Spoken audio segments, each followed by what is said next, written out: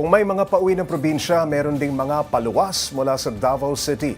Kumustahin natin ang sitwasyon sa transport terminals at sementeryo roon. Para sa update, live mula sa Davao City si Bril Montalvo ng News 5 Mindanao. Bril!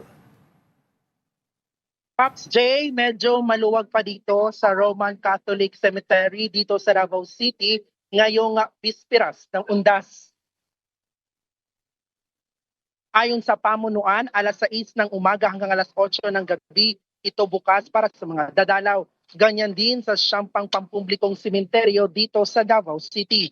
Bawal ang overnight. Pero para sa mga pribadong sementeryo, nakadepende na sa kanilang pamunuan kung papayagan nila ang pag-overnight dito. Ilan sa mga kilalang personalidad na nakalibing dito ay ang mga magulang ni dating Pangulong Rodrigo Duterte na noong mga nagdaang taon ay palaging binibisita ni Digong ang puntod. May naka-standby naman ang mga medical team sa bawat sementeryo ng lungsod. Samantala, Pops J, isa pang dinadagsa ang Davao City Overland Transport Terminal. Marami kasing pasaherong palabas ng Davao City papunta sa mga probinsya kapag mag-uundas.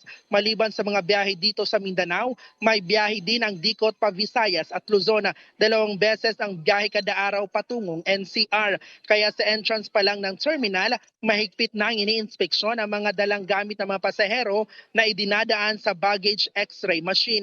Ayon nga sa pamunuan ng Dicot, aabot sa higit 50,000 pasahero ang sasakay ng mga bus dito sa terminal araw-araw ngayong Undas 2025. Pero hindi naman daw kukulangin ang mga bus dahil nasa higit 1,000 ang biyahe dito.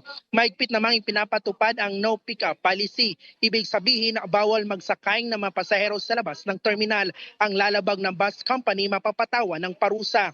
Pops J, pinagbabawal din sa Davao City Overland Transport Terminal itong mga matutulis na bagay kagaya ng kutsilyo at gunting. Yung may mga dala ng mga alagang hayop at kagaya ng pusa at aso ay pwede naman silang makapasok sa Dicot at makasakay ng bus but merong dalang mga vaccine card ang mga may-ari ng mga hayop. At ayon nga sa Davao City Police Pops J, magde-deploy sila ng higit 1,000 pulis para magbabantay sa mga sementeryo dito sa Davao City. At mahigpit namang ipapatupad ang one entrance, one exit policy sa mga sementeryo.